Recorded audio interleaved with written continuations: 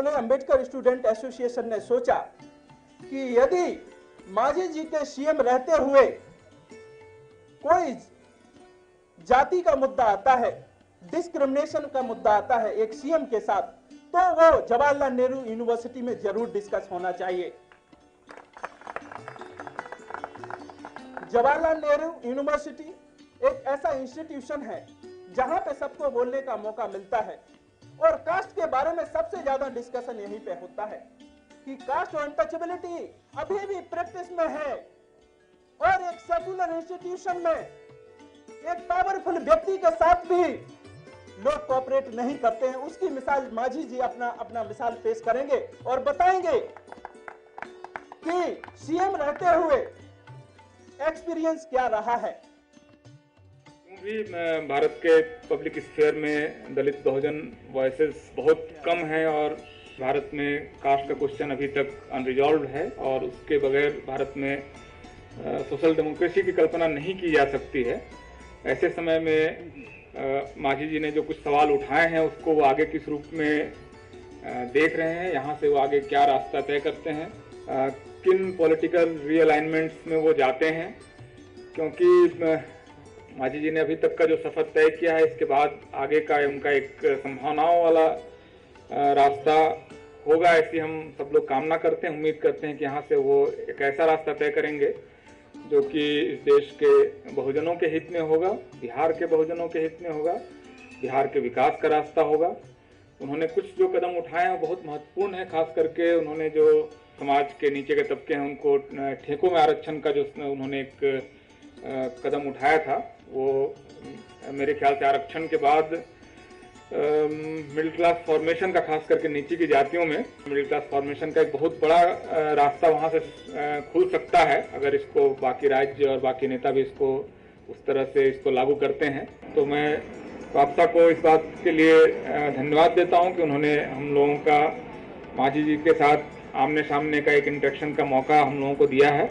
हम सब लोग उनको सुने और ये जानने की कोशिश करें कि यहाँ से ये नेता कौन सा आगे का रास्ता तय करता है, क्योंकि सिर्फ बिहार की नहीं पूरे देश की निगाह यहाँ पर होगी। और मांझी जी आप जेएनयू को उस रूप में भी लीजिए जो हम लोग कई बार अपने आपसी बातचीत में कहते हैं कि जिस व्यक्ति की कहीं सुनवाई नहीं होती है या जो आवाज़ कहीं नहीं सुनी जाती है या जो थॉट्स बन रहे होते हैं उनका जेएनयू इंक्यूबेशन सेंटर भी है। यहाँ पर कई बार विचार पनप रहे होते हैं, बन रहे होते हैं, वो सारे वॉइस यहाँ सुने जाते हैं।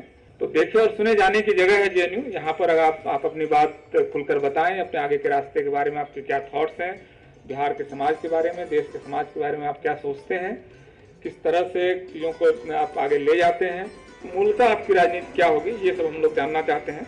बहुत बहुत धन्यवाद राब्ता का। हम परिवर्तन की एक नई दिशा तय करने में उस दौर से गुजर रहे हैं, लेकिन जाति का सवाल उस ग्लोबलाइजेशन के साथ यूं का यूं खड़ा हुआ है। बल्कि मेरा मानना है कि न सिर्फ जाति का सवाल यूं का यूं खड़ा है, बल्कि और ज्यादा पुख्ता रूप से हमारे सामने है। अगर आप पूरा भूमंडलीकरण के दौर को एक ऐतिहासिक परिप्रेक्ष्य में भी देखें, तब भी जाति, पितृसत्ता, सामंतवाद हमारे बीच में यूं का यूं है। बल्कि उसने अपने आप को जहां सहूलियत उसको दिखाई देती है उसके साथ अपना सामंजस्य स्थापित किया है। और इससे हम उम्मीद करते हैं कि जितने भी हम जिनके नेतृत्व में ये समाज आश लगाए बैठा है, जो उम्मीद करता है कि हमारा जो नेतृत्वकारी जो भूमिका जो निभा सकते हैं, जो एक सार्थक भूमिका निभा सकते हैं, तो इस नव उदारवाद की नीतियों के साथ जाति के सवाल के साथ कैसे खड़ा होता है, उसके साथ कैसे लड़ता है, ये उम्मीद सम्मानित मंच जीतन राम मांझी जी से हम कर सकते हैं। जो आने वाला जो समाज हमारा होगा वो किस तरीके से प्रभावित करेगा उस देश की राजनीति को, जहां राजनीति इस मुकाम पर खड़ी है, जहां हम जीतन राम मांझी के साथ उनकी वैचारिक समाज की जो विचारधारा एक तरह से वो लेकर चले हुए हैं, वो कैसे समाज में परिवर्तन लाती है, जाति के सवाल पर किस तरीके से बुनियादी परिवर्तन के साथ वो समाज के सवालों को साझा करने में मदद करती है। इन्हीं शब्दों को बीच में छोड़ते हुए मैं अनुरोध करते हैं कि आप जेएनयू के विद्यार्थियों के साथ बहुत अच्छे से अपनी बात को रखें। धन्यवाद। जीतन राम मांझी जी को सुनने आए हैं। इससे पहले कि वो बोलें, अपनी बात को यहाँ रखें, मैं आपको बाबा साहब अम्बेडकर की स्पीच का एक छोटा सा अंश सुनाना चाहता हूँ, जो उन्होंने 26 नवंबर 1949 को जब पार्लियामेंट का कुछ हिस्सा, मतलब संविधान का कुछ हिस्सा जब शुरू कर दिया गया था, उस अवसर पे उन्होंने दिया था। और ये बहुत ज़रूरी है उस चीज़ को जानना, इसलिए मैं दोहरा रहा हूँ उस चीज़ को। उन्होंने कहा, from 26 January 1950 onwards we are going to enter into a life of contradiction. In politics, we will have equality. That is one man, one vote, and one vote, one value. But in society and economy, there will still be inequality. We must bridge this gap as early as possible, or else those who suffer from this inequality will blow up the whole structure which we have so laboriously built up. 26 जनवरी 1950 से हम एक द्वंद्वात्मक जिंदगी जीने जा रहे हैं। राजनीति में तो समानता होगी, एक वोट, एक आदमी, एक वोट, एक वैल्यू। लेकिन समाज और अर्थ जगत में असमानता बनी हुई होगी। जो लोग इस असमानता के शिकार रहे हैं, अगर इस गैर बराबरी को खत्म नहीं किया गया तो वो पूरी व्यवस्था जिसको हम लोगों ने इतनी मेहनत से बनाया है, उसको वो गिरा देंगे, उड़ा देंगे। बाबा साहब की ये जो चेतावनी थी, उस पूरे कॉन्टेक्स्ट में अगर आप भारतीय गणराज्य के 66 दशक के बाद की भी जो स्थिति है उसको अगर देखेंगे तो बिहार मेरे ख्याल से पहला राज्य था जहां पे भोला पासवान शास्त्री एक दलित चीफ मिनिस्टर बने थे। रामसुंदर दास भी बाद में बनते हैं। लेकिन एक बड़ी अजीब चीज है, श्री जीतन राम मांझी जी भी मुख्यमंत्री बने। और एक बड़ी अजीब चीज है, ये मैं बताना चाहता हूं कि कम कम दिनों के लिए ही क्यों बनते हैं हमारे लोग चीफ मिनिस्टर भाई। संयुक्त विधायक दल के नेता के रूप में भोला पासवान शास्त्री भी बड़े कम दिन के लिए बने, रामसुंदर दास जी भी बड़े कम दिन के लिए बने, और अब श्री जीतन राम मांझी जी की भी बलि दे दी गई। जो लोग सामाजिक न्याय का ढोंग करते हैं वो सामाजिक न्याय की लड़ाई नहीं लड़ सकते। मैं इसलिए बोल रहा हूं कि बाबा साहब अंबेडकर भी महत् सत्याग्रह शुरू किए थे। बाबा साहब अंबेडकर ने भी कालाराम मंदिर में प्रवेश करने की कोशिश की थी। श्री जीतन राम मांझी भी एक मंदिर में प्रवेश करने गए और पता चला कि वहां से जब निकले तो दूध डाल करके उसको पुण्य किया गया। यह है आज का भारत। तो ऐसी परिस्थिति में यह समझना बहुत जरूरी होगा कि एक दलित होने का क्या दर्द होता है। उस दर्द को सहते सहते हम लोग अपनी ताकत कैसे बनाते हैं। मैं भी बिहार राज्य का ही रहने वाला हूं और बहुत सालों से मैंने देखा है श्री जीतन राम मांझी के पॉलिटिकल कैरियर को। दलित होने का दर्द और दर्द को ताकत कैसे बनाई जाती है वो आज हमें बेहतर समझा पाएंगे इस चीज को, क्योंकि हम हमेशा ये कहते हैं कि हमारी जो स्ट्रगल है, our struggle is to transform that pain into power. और ये वही लड़ाई है, उसमें श्री जीतन राम मांझी आज की तारीख में एक अग्रणी भूमिका निभा रहे हैं, क्योंकि जो जो काम उन्होंने किया उनको सिर्फ सत्ता के उस पद से हटाया ही नहीं जाता है। जो जो काम उन्होंने किया तत्कालीन मुख्यमंत्री बिहार के उस सारे डिसीजन को कैंसिल कर देते हैं। यही है उनका सामाजिक न्याय। कौन सी सामाजिक न्याय की बात कर रहे हैं, इस चीज को भी हमको ध्यान देना पड़ेगा कि political alliance without social, economic and cultural alliance will always remain meaningless. ये बात साबित होती है कि जब जब दलित अपने अधिकारों के लिए लड़ते हैं, and whenever they assert for power, equal share in power, they are always thrown out। ये सभी के साथ हुआ है। तो आज इस बात को बहुत समझना जरूरी है कि क्यों राजनीति में इस तरह से हाशिए पे रखा जाता है।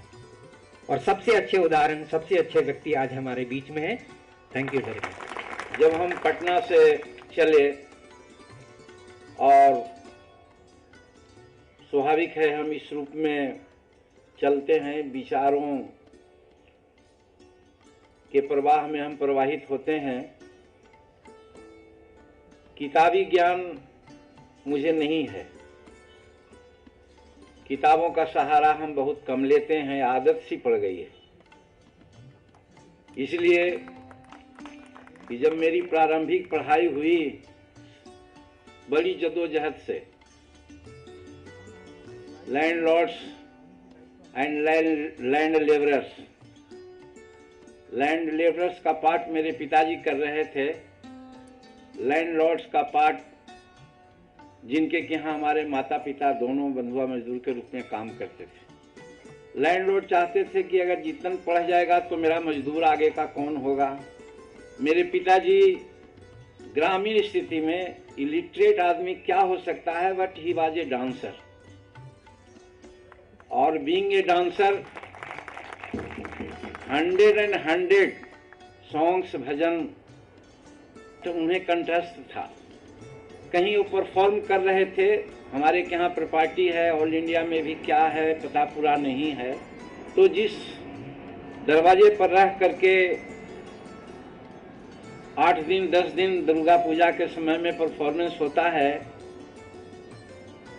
तो जब छुट्टी का अवसर था तो एक वहाँ के निवासी ने ही प्रेरित किया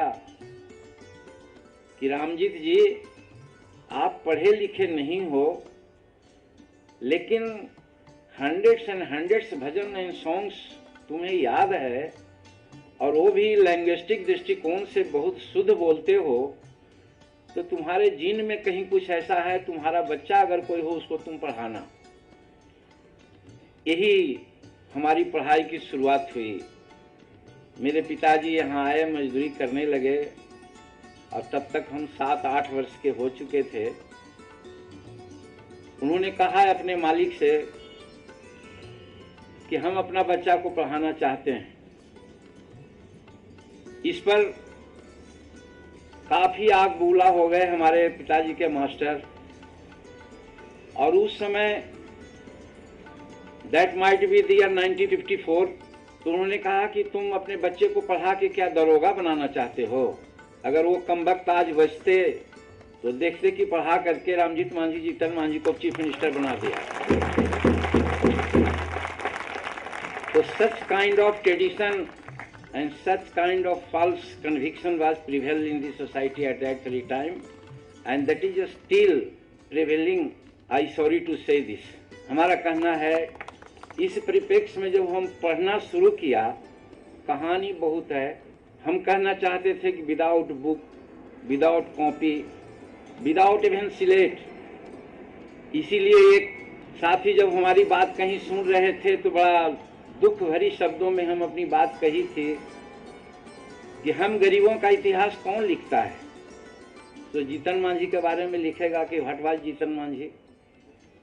और ये बात सही थी कि जब बहुत काफ़ी कंपेल किया गया हमारे पिता की ओर से, तो कॉम्प्रोमाइज हुआ between father and that landlord कि ठीक है, काम करते हुए ये पढ़ेगा, और इसके लिए दैट लैंडलॉर्ड प्रोवाइड ए टूटी सिलेट और pencil, half of the portion of the slate that was called टूटी सिलेट, और उसी से शुरू किया। और इसी पर वो बेचारे अशरफ अस्थानवी नाम है उस राइटर का, जिन्होंने एक कहानी लिख दी, टूटी सिलेट और पेंसिल से मुख्यमंत्री के कुर्सी तक। तो सही बात है, मौका कभी नहीं मिला, और इसी प्रकार हम चलते रहे। क्लास में भगवान ने बचपन से पता नहीं क्यों कुछ ऐसा सीखने का ग्रेस्पिंग पावर दिया था कि क्लास में जो बातें होती थी, सुनते थे, उसको हम सुन लेते थे। Even in the time of college also हम ऑनर्स नहीं रखना चाहते थे, इसलिए हम जानते थे कि वॉल्यूमिनस बुक की आवश्यकता होती है, ज़्यादा बुक की आवश्यकता होती है, हम ऑनर्स कैसे कर पाएंगे। लेकिन thank you to my girl friend कि शी इंस्पायर्ड मी कि मैं आपको किताब दूंगी, और she approach this matter to her father also. और I am thankful to her father and parents कि उन्होंने मुझे यही कहा कि मैं किताब देता हूं और बदले में आप नोट आशा को दे दीजिएगा, और यही कहानी हुई।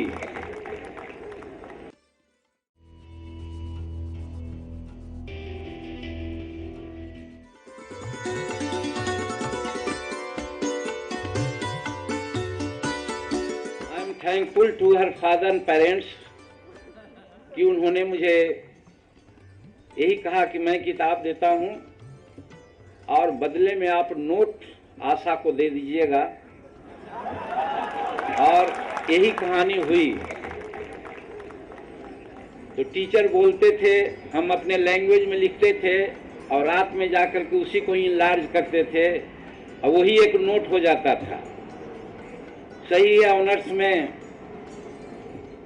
गया कॉलेज जब मगध यूनिवर्सिटी का अंगीभूत कॉलेज था, यूनिवर्सिटी में हम लोग 8 इतिहास के विद्यार्थी ऑनर्स किया। आई rank 3rd, Asha rank 2nd and Shanti Tripathi was 1st। तो इस तरह से हमारी कहानी शुरू से है कि हमें पढ़ने का मौका नहीं मिला। आई मीन टू से लाइक दैट। तो आज भी हम आपके पास आए हैं, तो I have nothing short of any note now. जैसा कि हमारे सभी साथियों ने अपनी बात कही, तो चलिए, एक पृष्ठभूमि है। हम लोगों के साथ प्राय ही होता है, बालक एकलव्य धनुर्विद्या सीखना चाहता था, सीखने के लिए गया तो कहीं इसकी कैसे सीखोगे तुम, तो उसने मूर्ति बना करके विद्या सीखा और बहुत बड़ा धनुर्धर हुआ, आप सब जानते हैं। तो उसी प्रकार से हम लोगों ने विद्या की साधना किया, बढ़े, आगे भी बढ़े। पॉलिटिक्स हमारे जीवन का एक प्रारंभिक लक्ष्य था, दैट वाज गोल। और वो प्रेरणा कहाँ से मिली, I want to share this to before you. हलवाही आप लोग जानते हो, हल चलाना जानते होंगे कि क्या है, what is business of that, ploughing हल। तो हम लैंडलॉर्ड के यहाँ जानवरों को खिलाने पिलाने का काम करते थे। फादर हल जोत करके वो बैल को लाते थे और उस बैल को खाना खिलाते थे हम ही। खाना खिलाने के बाद दिन भर थका हुआ बैल बेचारा बैठ जाता था, और जिसको पागुर कहते हैं, मून चलाने को, उसको पागुर हम लोग कहते हैं, वो चलाता था। वहां पर मेरी सोच आई, ये बैल इतना कड़ा मेहनत करता है, कमाता है, जब इसका डिमाइस होगा तो हु विल नो कि वो बैल क्या करके गया है, कोई नहीं जानेगा। लाइकवाइज हम ह्यूमन बीइंग हैं, बहुत बड़े बड़े लोग को हमने नाम देखा सुना है, वो कुछ करके गए हैं तब तो उनका नाम हुआ है, तो फिर हमें क्यों नहीं कुछ करना होगा, क्यों नहीं हम कर सकते हैं जिससे कि हमारा नाम आगे हो। यही प्रेरणा का स्रोत मेरे लिए था।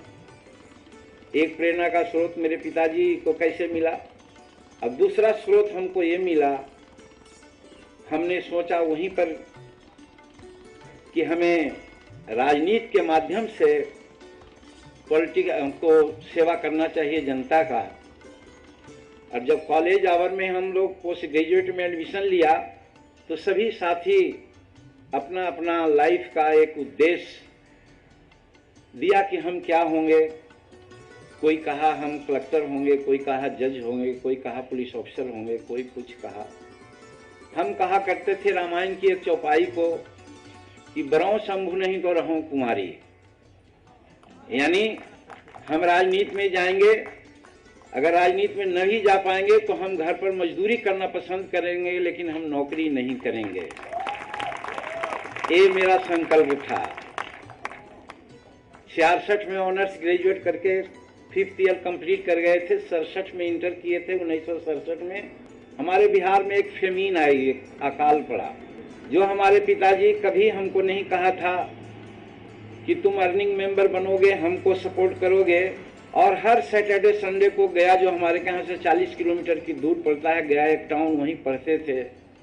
आते जाते थे साइकिल से, पैसे कहाँ थे कि जो बस से आते, कोई सवारी से।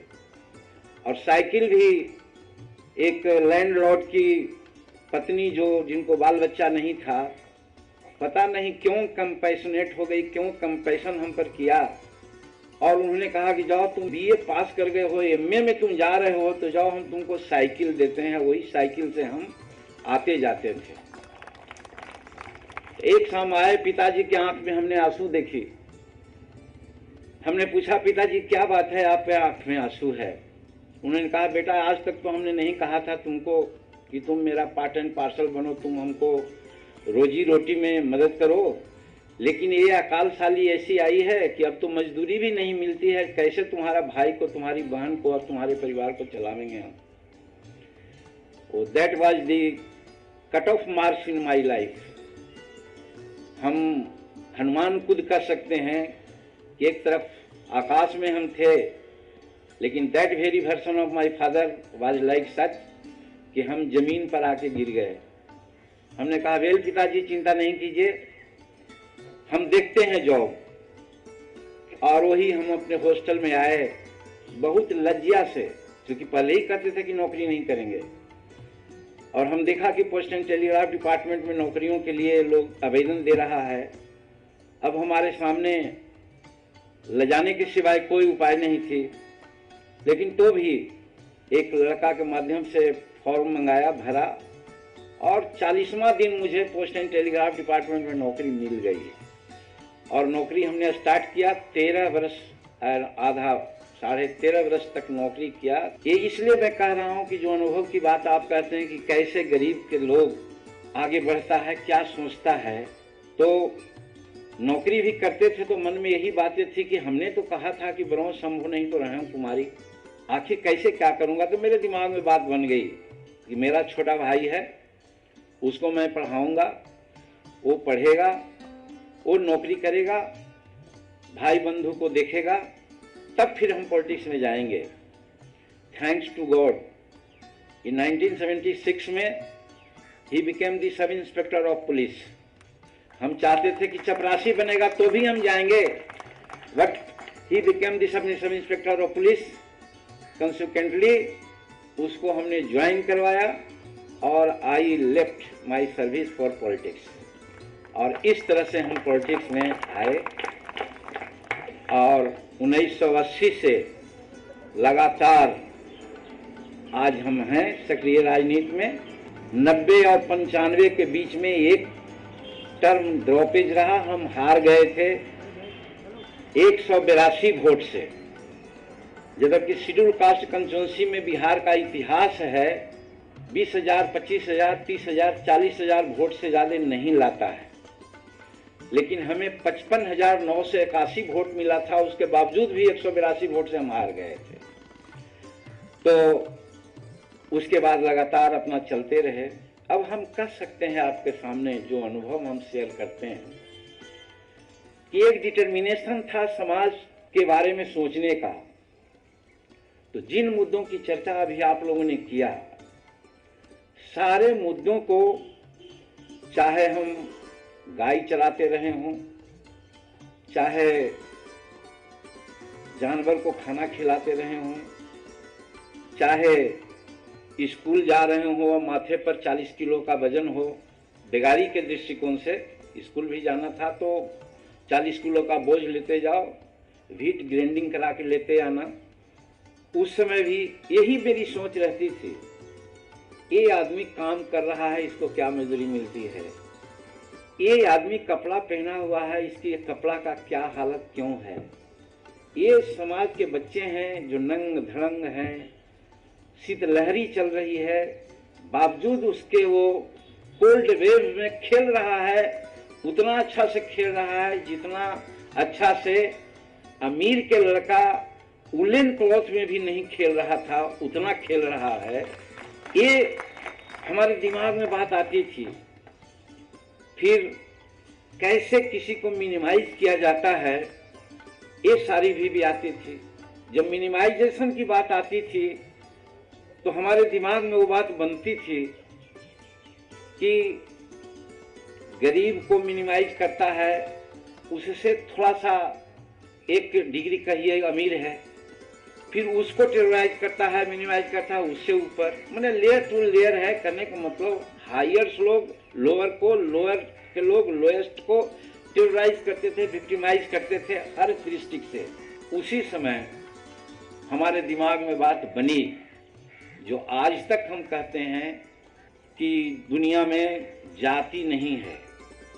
जाति अगर है तो दो ही जाति है, वो है एक गरीब की और एक अमीर की। उसी समय at that very time that idea was convinced by me, और सिंस देन हमारे दिमाग में ही प्रयास चला कि ये गरीबी और ये अमीरी की खाई को कैसे पाटा जा सकता है।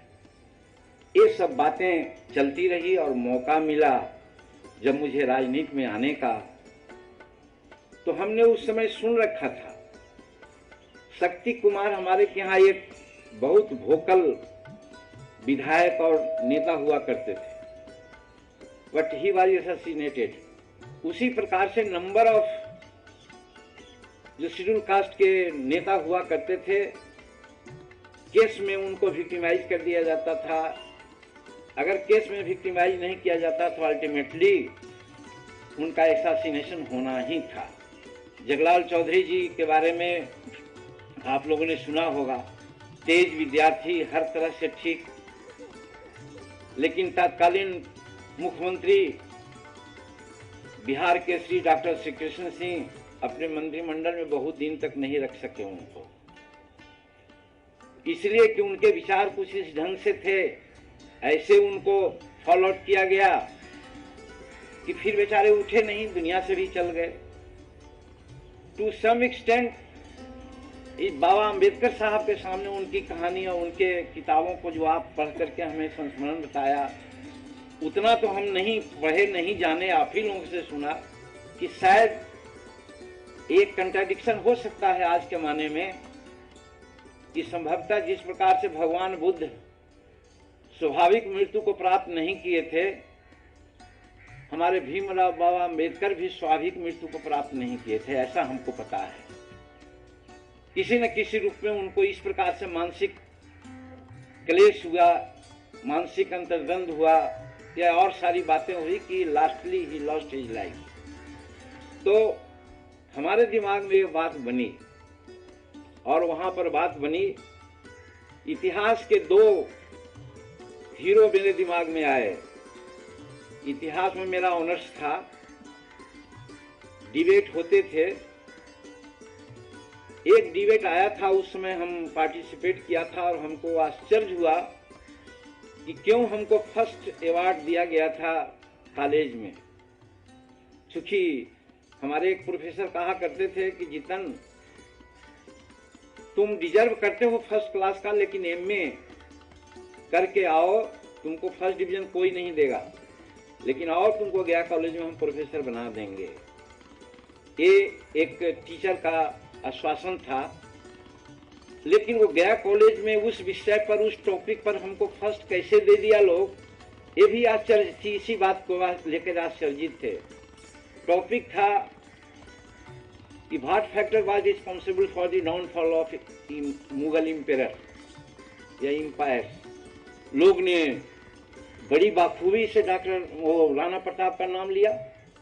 बोलने वालों में 90% क्या कि 95% लोगों ने महाराणा प्रताप के बारे में पक्ष लिया था, कहा था, लेकिन हम और हमारे कुछ साथियों ने लिया था कि नहीं, महाराणा प्रताप ने एक मोरल दिया, एक सिद्धांत दिया, इससे मुगल लोग दहशत में नहीं आए। दहशत में देने वाला आदमी था छत्रपति शिवाजी, जो गुरीला वारफेयर किए, उनको पहाड़ी चूहिया तक कहा गया। लेकिन सही बात है कि एक न अनेकों बार मुगल सल्तनत के सिपाहियों को और उनके फौज को उन्होंने तहस नहस कर दिया, और जिसके चलते मुगलों को भागने का एक कारण बना कि अब हम हिंदुस्तान में नहीं रह सकते हैं। तो सिद्धांत हमने कंक्लूड किया वहां पर कि जो शख्स, जो परिवार हर तरह से टेरराइज है, विक्टिमाइज है, कमजोर है, उसको डायरेक्ट फाइट नहीं करना चाहिए। डायरेक्ट फाइट करेगा तो पिसा जाएगा, उसकी हालत खराब हो जाएगी। उसको वही पॉलिटिक्स करना चाहिए जो पॉलिटिक्स शिवाजी ने कहा था। यहाँ पर हम मेंशन करना चाहते हैं, कार्ल मार्क्स को भी सुना है कि यहाँ हमारे साथी लोग बहुत कार्ल मार्क्स के लोग होते हैं। तो कार्ल मार्क्स ने भी कहा था ये 2 step forward and 1 step backward. मतलब कि 95 सरभरा वर्ग को बचाने के लिए 5 पूंजीपतियों का भी सहारा लेना पड़े तो बेशक उससे सहारा लो, ये उन्होंने कहा था। हम लोग भी कहते हैं, देहात में इधर गुड्डी आप लोग उड़ाते हो वो तिलंग, तो जब तिलंगी उड़ाते हैं और एक तिलंगी को काटना होता है तो थोड़ा सह देते हैं, हम डाउन कर देते हैं उसको, और उसके बाद उसका तागा में तागा सट जाता है तो खींच लेते हैं, वो कट जाता है। इसको भी वही कहा जाता है, वही सिम्टम है। तो हम लोगों ने राजनीति में भी यही बात सोचा कि डायरेक्ट टाँट होकर के चलोगे तो तुमको तोड़ देगा, इसलिए तुम झुक करके चलो, कॉम्प्रोमाइज की जरूरत हो तो कॉम्प्रोमाइज करके चलो, तभी समाज में तुम कर सकते हो। और that very factor was responsible for my being a chief minister. अगर आज 35 वर्ष की राजनीति लाइफ मेरी है, हमारे जीवन में कभी ये बात नहीं आई थी कि हम मंत्री बनेंगे। हम सिर्फ और सिर्फ अपने को लिमिट रखा था कि I must be a representative of the assembly so that I may represent the matter of public in Bihar Assembly.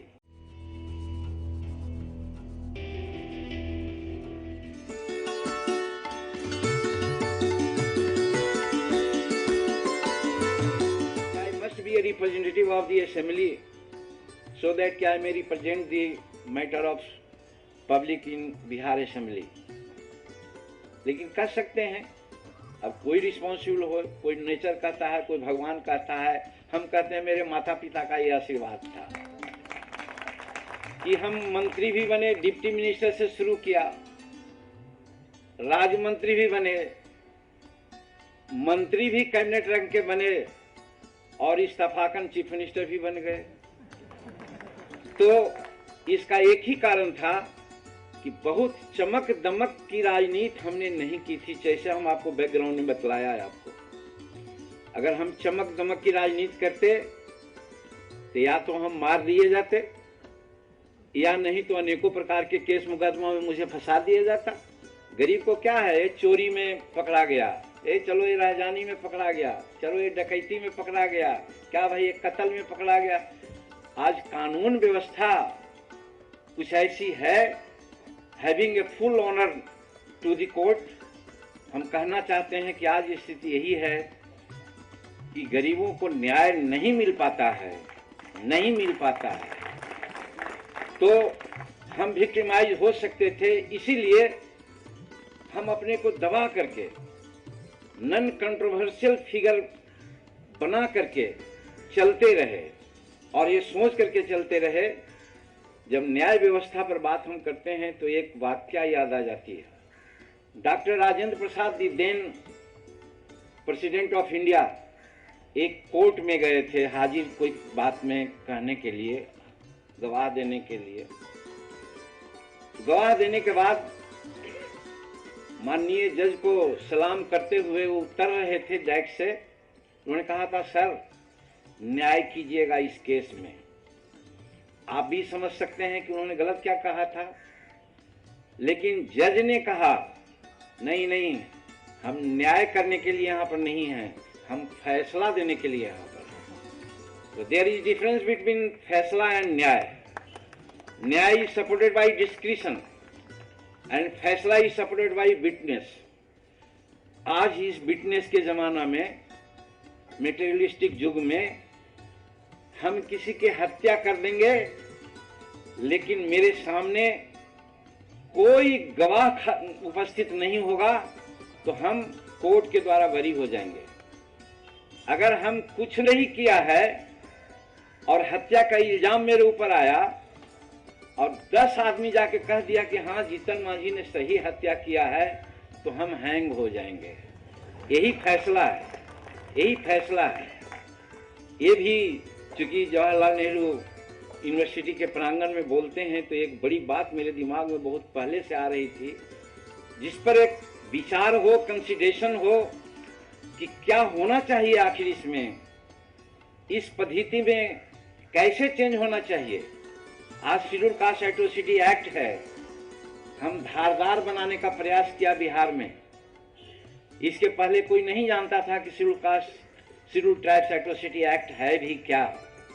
तो that act was framed in 1989 and rules was framed in 1995 and that became in influence in 1996. उसमें सारा प्रावधान है। But आपने देखा होगा, so many massacre has been committed in Bihar. Ultimately court ने क्या कहा, इन एब्सेंस ऑफ विटनेस सभी एक्यूज्ड को लेट आउट कर दिया। हुआ है, आप लोगों ने पेपर सुना होगा। ये क्या है, 35-35 की हत्या हुई, तो हत्या क्या भगवान के अंजील आके करके चला गया? कि माननीय कोर्ट ने कहा कि साहब साक्ष्य नहीं है, तो साक्ष्य बिटाने की कार्रवाई आज चलती रहती है। यही कारण है कि हमारे गरीब तबके के लोग जो कंपैरेटिवली कमजोर अपने को साबित करते हैं, वो सरफेस पर नहीं आते हैं। और यही कारण है कि हमको जस्टिस नहीं मिल पाता है और जस्टिस दूसरे लोग ले जाता है। तो हम वही कह रहे हैं, हमारा कहना यही था कि हम भी इसी मानसिकता से थोड़ा दबाव में आकर के हम मानते हैं कि हमें एक प्रतिनिधि के रूप में जितना काम करना चाहिए था, वो काम हमने नहीं किया। यहाँ पर बाबा अम्बेडकर साहब की एक बात याद आ जाती है हमको। आप लोग चूंकि बाबा अम्बेडकर के विचारों से बहुत प्रभावित हैं, अध्ययन किया है, प्रभावित तो हम भी हैं। हमारा अध्ययन नहीं है, लेकिन शायद उन्होंने कहा था कि जब संविधान बन रहा है तो दो चीज उन्होंने कहा था। संविधान बहुत पायस है, भी उम्दा है, संसार के अच्छे संविधानों में एक है, बट जो इसको इम्प्लीमेंट करने वाला है उस पर डिपेंड करता है कि संविधान की कितनी सफलता होगी, ये संविधान कितना काम करेगा। एक चीज वो कहा था। इसी को स्मूथली आगे चलाने के लिए उन्होंने कहा था कि अभी हमारा माइंडसेट वैसा नहीं है कि हम इतना लिबरल हो गए हैं, इतना उदार विचार के हो गए हैं कि समान वोटरों को हम वोट देने के लिए अलाउ करेंगे और वे लोग वोट करेगा, अपना प्रतिनिधि को चुन पाएगा ठीक से। इसका डाउट इस महामाना को था और इसीलिए उन्होंने कहा था कि यदि रिजर्वेशन है तो रिजर्व कैटेगरी की कंस्टिट्यूएंसी में रिजर्व कैटेगरी के ही वोटर होना चाहिए था, ये इन्होंने कहा। और आगे जाकर के इसको कैसे तोड़ा मोड़वाला सो ज्यादा ठाकुर जी जानते हैं, हम नहीं जानते हैं उतना, लेकिन टूटा। और आज हम लोग देखते हैं चुनाव में वोट मांगने के लिए जाते हैं तो हम देखते हैं कि जिसके लिए हम काम करना चाहते हैं, जिस समाज से हम हैं, वो समाज थोड़ा सा उदास रहता है और जिसको कुछ फेवर लेना है वो बहुत एग्रेसिव होता है हम पर और दुनिया को दिखलाता है कि वाकई जीतन मांझी को जिताने में हमारी भूमिका अहम है। और सचमुच में जीत जाते हैं तो बड़ा बड़ा माला लेकर के गला में पहले वही पहुंचाने चला आता है। अब सोचिए अंतर्द्वंद को, हंसने की बात नहीं, ये समझने की बात है। कितने डिप्लोरेबल कंडीशन है हम लोगों का कि माला के भार में लग जाते हैं। हम चाहते भी हैं कि हम इसको कुछ करें, लेकिन उसकी जाति समुदाय इतना तीव्र है कि पार्टिकुलर कास्ट के अगेंस्ट में अगर हम यहाँ पर जस्टिस की बात किया कि गरीबों पर बहुत अत्याचार कर रहा है, उसका संवाद समस्त बिहार में फैलता है। और अगर हम दूसरे कंस्टिट्यूएंसी से भी लड़ते हैं तो वहां जाकर के कहता है कि ये तो हमारे कास्ट को बर्बाद करने वाला आदमी था, इसको वोट मत देना। नतीजा हमारे लोग होते हैं वैसे हार जाते हैं। और हम जिसके लिए करना चाहते हैं, जिसकी चर्चा आप लोग अभी किया, बहुत अच्छी चर्चा किया, वे लोग सुसुप्ता अवस्था में रहते हैं, आउट ऑफ इग्नोरेंसी या लोभ में या भय में, सब तरह से वो अपने मताधिकार का प्रयोग पूर्णतः नहीं कर पाते हैं। ये कहने में हमको संकोच आज नहीं है आपके सामने। और यही कारण है कि प्रश्न होता होगा आप लोगों के सामने। और अभी एक हाल में एक स्टांस मेरे सामने आया, आपको भी हैरत लगता होगा कि बीइंग ए चीफ मिनिस्टर हमने जो भी काम किया सभी सोशल सेक्टर का काम किया, गरीबों के लिए काम किया, महिलाओं के लिए काम किया। ठीक ही अभी एक साथी, हमारे साथी ने कहा इवन हम नक्सलिज्म के लोग हैं उनसे वार्ता करके हम कहा और उनके लिए भी काम करने का प्रयास किया। ये सब कोई काट नहीं सकता है। जो 34 निर्णय हमने लिया, वो 34 में अगर एक को भी फॉल्सिफाई कर देगा तो हम राजनीति से संन्यास ले लेंगे। एक बात ये हो गई, हमको मात्र 4 वोट की आवश्यकता थी। हमारे शेड्यूल कास्ट वहां 38 हैं। अगर 38 में 30 शेड्यूल कास्ट के साथी लोग हमको वोट देते तो आज नीतीश कुमार मुख्यमंत्री वहां नहीं रहते, वो जीतन मांझी ही रहता। नहीं दिया। अब कहिए, हमें गुस्सा नहीं है लेकिन तरस है व्यवस्था पर। इस व्यवस्था पर तरस है कि आखिर जन प्रतिनिधि हैं, पढ़े लिखे हैं, उनकी मानसिकता इतनी क्यों दबी हुई है? क्यों नहीं कम से कम सुपरलेटिव डिग्री में नहीं तो जाए तो समान डिग्री में तो रहना ही चाहिए था, लेकिन वो भी नहीं हुआ। दैट मीन्स कि जीतन मांझी को विश्वास मत प्राप्त नहीं हुआ। एक अनुभव का बहुत बड़ा भाग है और एक क्वेश्चन भी है कि इसको कैसे हम सेटल कर सकते हैं, कैसे इसको रेक्टिफाई कर सकते हैं। ये हमारे मन में अंतर्द्वंद है और आपके इस गौरवशाली इंस्टीट्यूशन में आकर के इस विषय को हम छेड़ना चाहते हैं आपके लिए, डेलिब्रेशन के लिए एंड जरूरत पड़े तो लेखन के लिए। इसको कैसे हम दूर करेंगे, कैसे हम अपने दलित साथियों को, कमजोर साथियों को, जो जन रिप्रेजेंटेटिव हैं, कैसे हम बोस्ट करेंगे कि वो स्वतंत्र निर्णय लें। सारी बातों के बाद हर फैक्टर है हमारे सामने जिसका हम थोड़ा थोड़ा वर्णन करना चाहेंगे, लेकिन हमारे दिमाग में एक ही बात आती है कि हमारे यहाँ 243 कंस्टिट्यूएंसी है बिहार में, 11 करोड़ के आसपास में हमारी जनसंख्या है और उसमें 38 कंस्टिट्यूएंसी रिजर्व है। तो 243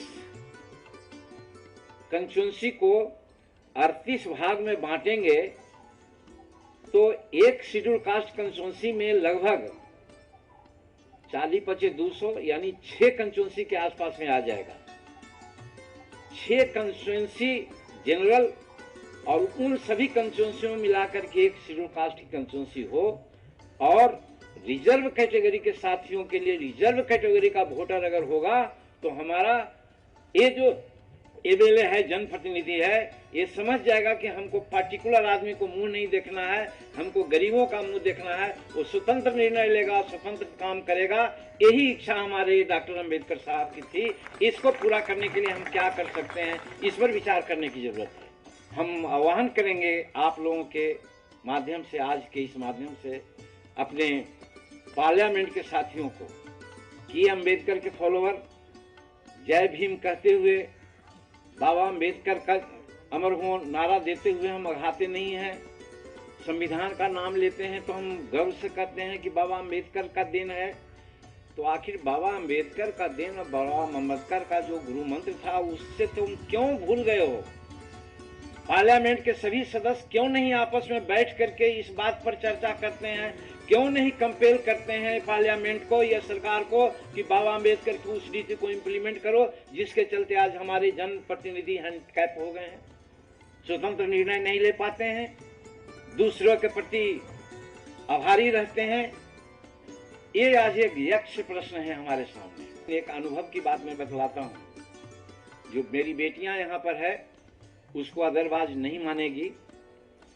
और 1990 में हम चुनाव हार गए थे तो हमारे घर परिवार के लोग रोते थे और हम हंसते थे। तो कोई लोग कहते थे कि लगता है दुख से ही पागल हो गए इसलिए हंस रहे हैं। लेकिन जब कुछ लोगों ने हमसे पूछा तो हम कहा कि हाँ, हम प्रायश्चित कर रहे हैं, हमको प्रायश्चित मिला, हमको पाप का फल मिला, इसलिए हम हंस रहे हैं कि चलो इस बहाने भी तो कम से कम हम ओवरकम हुए। और वो पाप क्या थी? फतेहपुर से हम चुनाव लड़ रहे थे। गया का एक कंस्टिट्यूंसी है सिजमेंट फतेहपुर। वहां पर एक जंगल का शेर, कहिए एक यादव परिवार के, उनको जंगल का शेर कहा जाता था। माफ करेंगे, कास्टिज्म की ओर हम बहुत ज्यादा ध्यान नहीं देते हैं, लेकिन संयोगवश प्रसंगवश कहना चाहते हैं। और उस जंगल में 1000 कुकर्म वो करते थे, लेकिन हम लोग भी जाते थे तो उनके यहाँ चाय पानी पीते थे। जंगल में ठहरने का कहाँ कौन मौका था? हमको भी लगता था कि ये अगर ठीक हो जाएंगे तो 15-20 हजार वोट हमको मिल जाएगा, इसलिए जाते थे। और सही है कि 1985 में हमको काफी वोट मिला। हम 49,000 वोट के मार्जिन से जीते थे और 85,000 वोट हमारे पक्ष में आया था फतेहपुर में। दैट वाज द एग्जाम्पल कि बिहार में शायद इतना वोट लाने वाला शेड्यूल कास्ट का कोई भी रिप्रेजेंटेटिव नहीं होगा इस कॉन्स्टिट्यूशन में कि 86,000 वोट लाया हो। लेकिन घटना घट गई।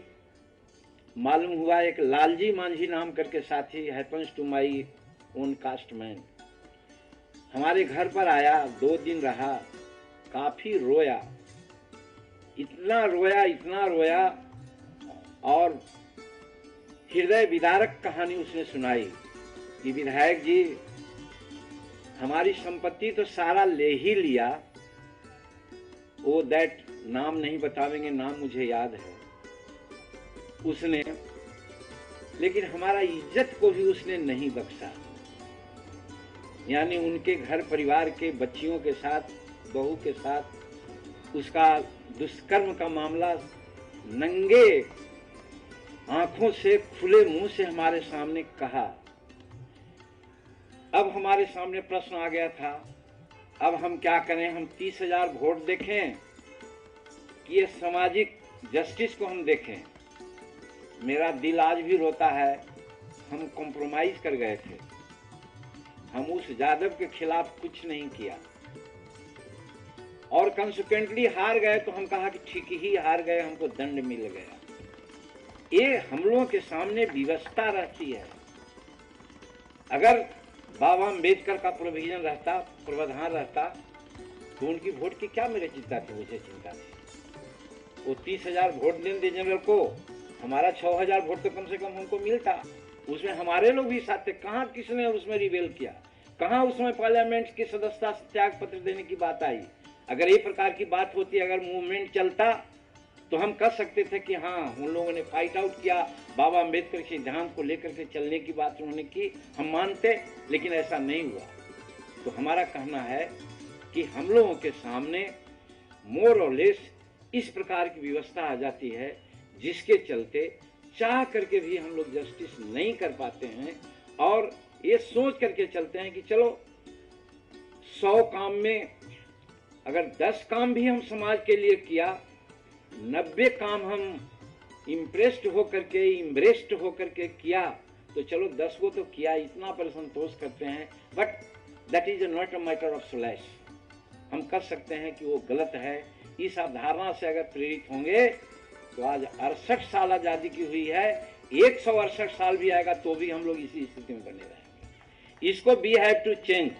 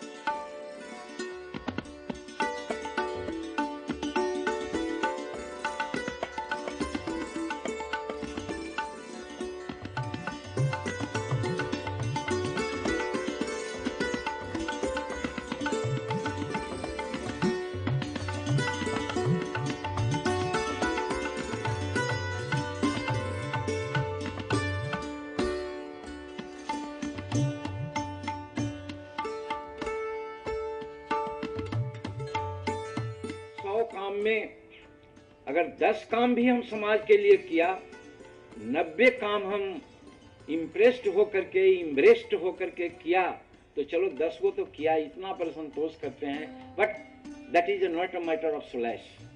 हम कर सकते हैं कि वो गलत है। इस अवधारणा से अगर प्रेरित होंगे तो आज 68 साल आजादी की हुई है, 168 साल भी आएगा तो भी हम लोग इसी स्थिति में बने रहेंगे। इसको वी हैव टू चेंज।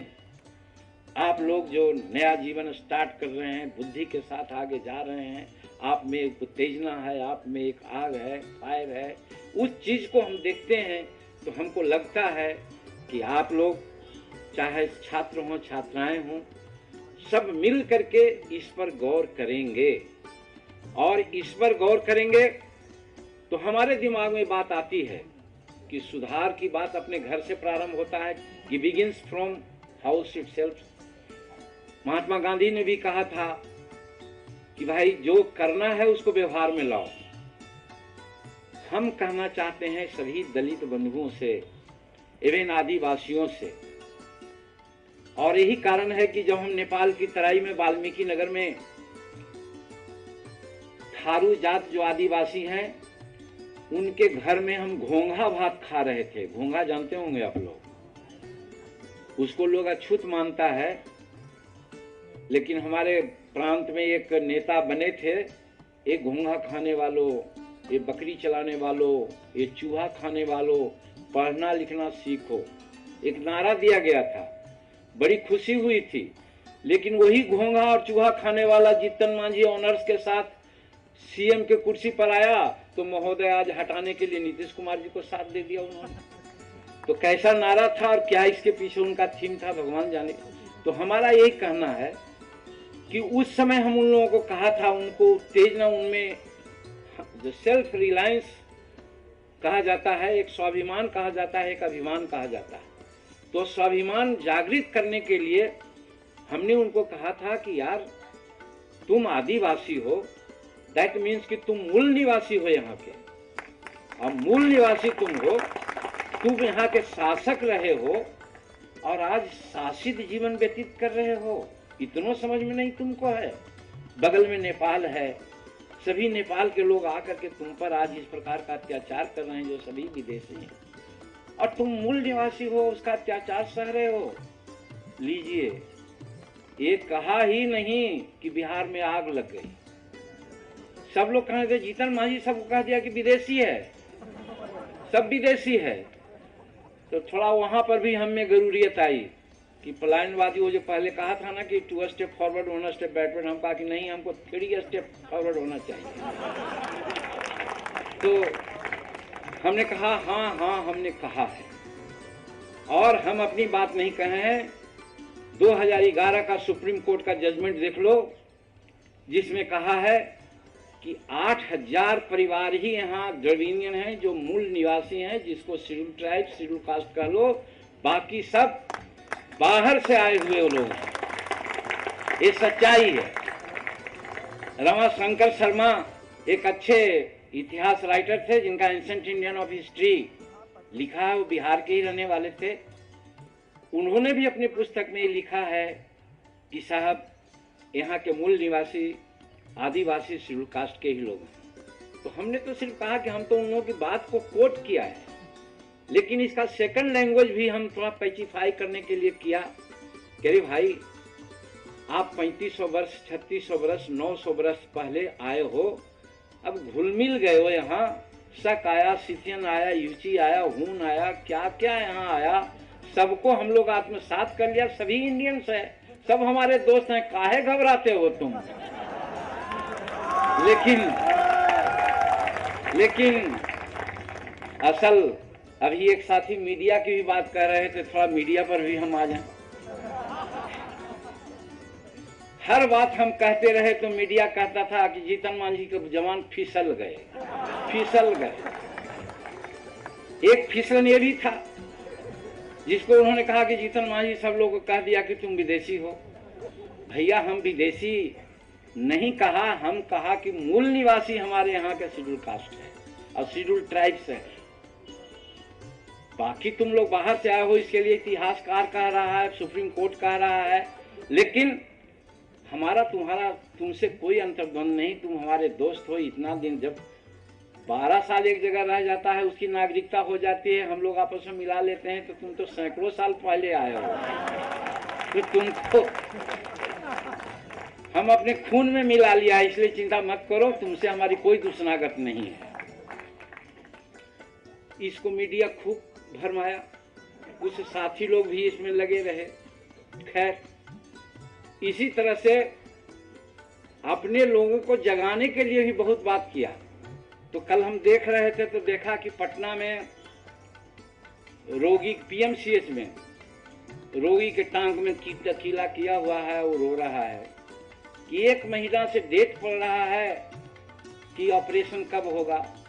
एक बेचारी का पैर टूटा हुआ है, बूढ़ी का हाथ टूटा हुआ है, वो करा रही है कि रोज डेट पड़ रहा है। माने दर्जनों पेशेंट को उद्धृत करते हुए टीवी ने लिखा कि क्या पीएमसीएच की बनावट है।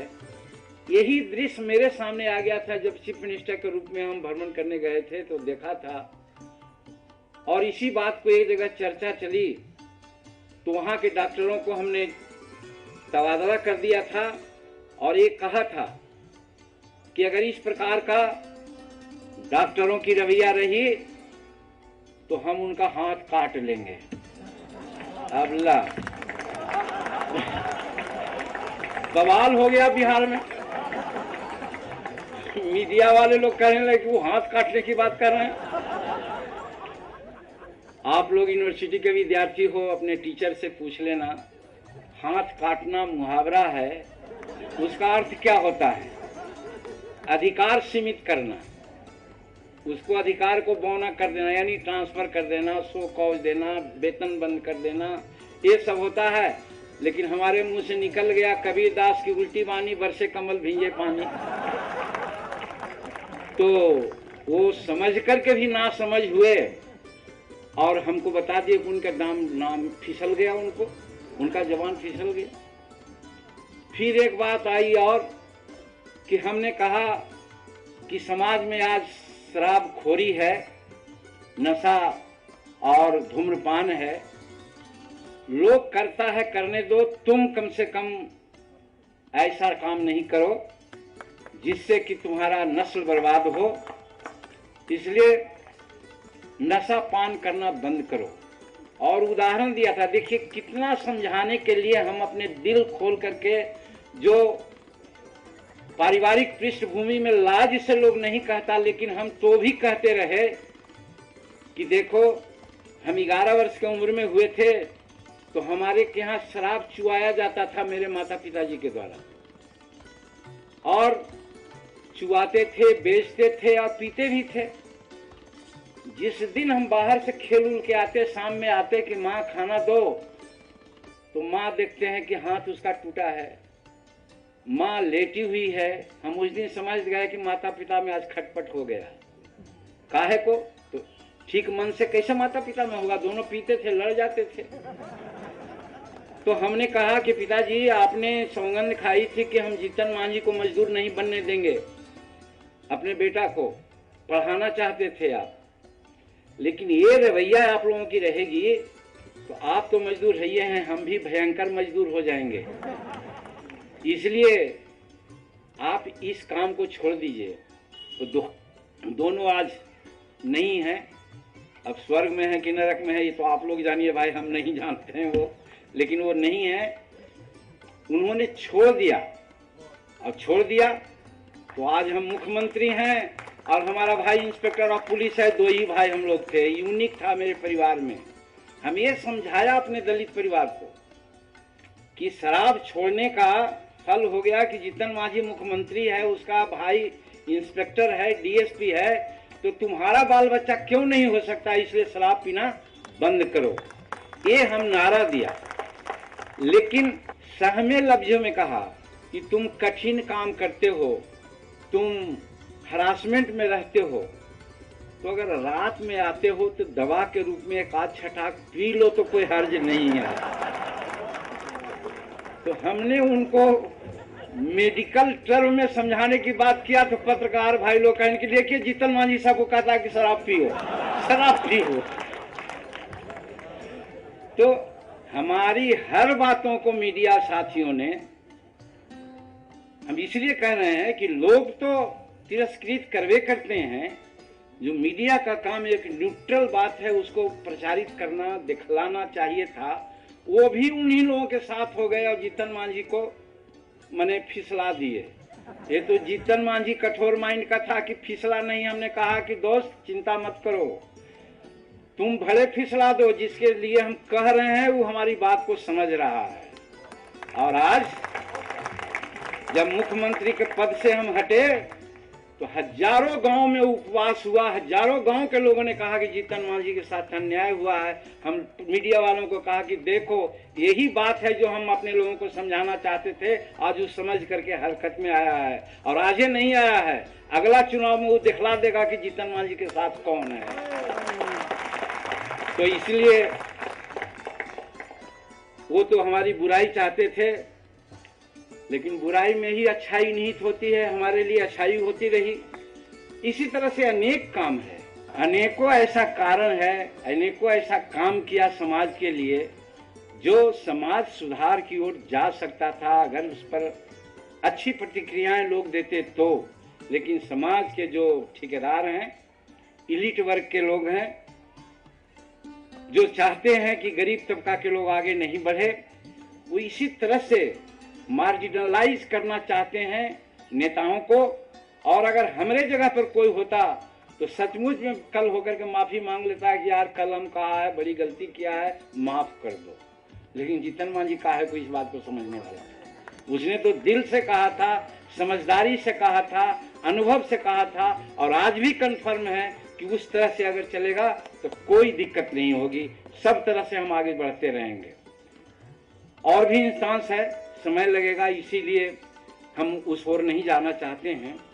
अब मंत्रिमंडल के बारे में कहना चाहते हैं। इसके पहले कास्टिज्म पर हम थोड़ा कहना चाहेंगे कि आज नहीं, बचपन से ही हमारी अवधारणा है कि अगर हिंदुस्तान की सार्वभौमिकता को ठीक रखना है तो राजनीतिक दृष्टिकोण से भी हिंदुस्तान से कास्टिज्म को भगाना होगा। अगर समाज में जो डिस्पैरिटी है, जो आज इस प्रकार की भेदभाव है, उसको अगर मिटाना है, उसके लिए कास्टिज्म को हमको दूर करना होगा, हमको अंतरजातीय विवाह को प्रमोट करना होगा। ये हम अपने बचपन से समझते हैं। लेकिन हम ये कहना चाहते हैं, एक कवि की बात आती है कि बुरा देखन जो चला बुरा न देखे कोई, कि जो दिल ढूंढा है अपना कि मुझसे बुरा न कोई। आज मनुवादियों ने, ब्राह्मणवादियों ने कास्ट और क्लास किस रूप में बना उसकी अवधारणा इन्होंने नहीं बताया। सीधे जो क्लास था उसको कास्ट में परिणत कर दिया और कास्ट में परिणत कर करके आज किसी को ऊंच नीच अवर्ण सवर्ण और अनेक जातियां उपजातियां गोत्र में बांट दिया। तो हम दूसरे की बात नहीं कहना चाहते हैं, हम दलित परिवार के बच्चे बच्चियों से कहना चाहते हैं, छात्र छात्राओं से कहना चाहते हैं, आदिवासी के बच्चे बच्चियों से कहना चाहते हैं, एवं गरीब तबके के लोगों से कहना चाहते हैं कि तुम्हारी एक जाति है।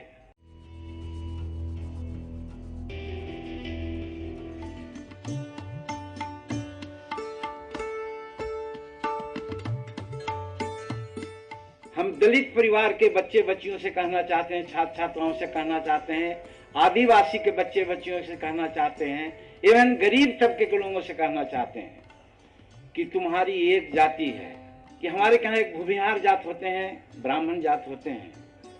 हमने देखा है अपने प्राइवेट लाइफ में कि लड़की पढ़ी लिखी है, विदुषी है, अद्वितीय सुंदरी है, एमए है, एमएड है, पीएचडी है, नेट किया हुआ है, लेकिन सारा क्वालिफिकेशन रहते हुए उसके माता पिता हम लोगों के नजदीक आते हैं कि बाबू जरा देखिए ना, मदद कीजिए ना, कैसे हम बेटी की शादी करें।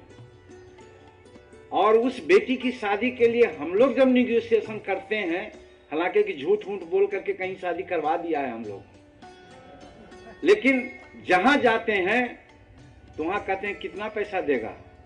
हम कहा अरे मजदूर आपके जात का है, विदुषी लड़की है, आपके यहाँ आएगी तो वहाँ लक्ष्मी साबित होगी, आपका परिवार में कोई पढ़ा लिखा नहीं है, हर तरह से समृद्धिशाली हो गए और पैसा मांगते हो, शादी नहीं होती।